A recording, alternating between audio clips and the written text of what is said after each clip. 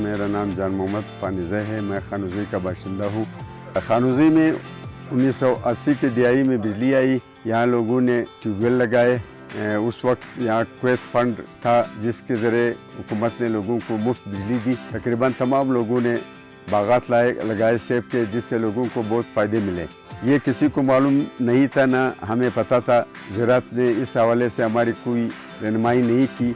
हमने अपना तमाम पानी सेब के बागों पर ख़त्म कर दिया। अब हमारी ये हालत रह गई है कि हमारे पास पीने का पानी नहीं रहा।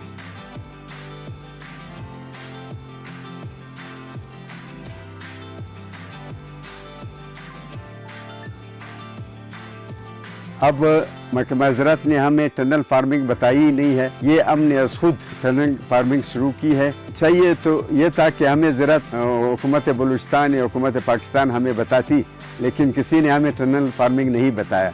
ईरान हमारे साथ, बलूचिस्तान के साथ सरहद है उसका, यहाँ से हमें ये ट्रांसफ़र हुआ है। ये टेक्नोलॉजी, ये कतराती निज़ाम है जिसके ज़रिए हम बहुत कम पानी से बहुत ज़्यादा पैसे आमदन कमाते हैं।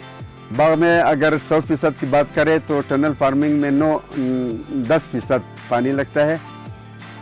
इसमें लोहे के पाइप ज़्यादा इस्तेमाल होते हैं। इसके अलावा इस पर प्लास्टिक लगता है और लोहे के तारें लगती है। तकरीबन ये आधा एकड़ पर मैंने टनल बनाया है। इस पर तकरीबन 15-16 लाख रुपए खर्च हुआ है। ये एक दफ़ा खर्च होता है, फिर 3-4 साल के बाद इसको प्लास्टिक तब्दील करना होता है। बाकी खर्च ये नहीं मांगता, ये फिर हमेशा के लिए होता है। इसमें जब आप खीरे का बीज लगाते हैं तो 40 दिन के बाद ये फल देना शुरू कर देता है। हमारे ये आधा एकड़ में तकरीबन हर तीसरे दिन 1500, 1600, 2000 किलो तक ये फसल देता है।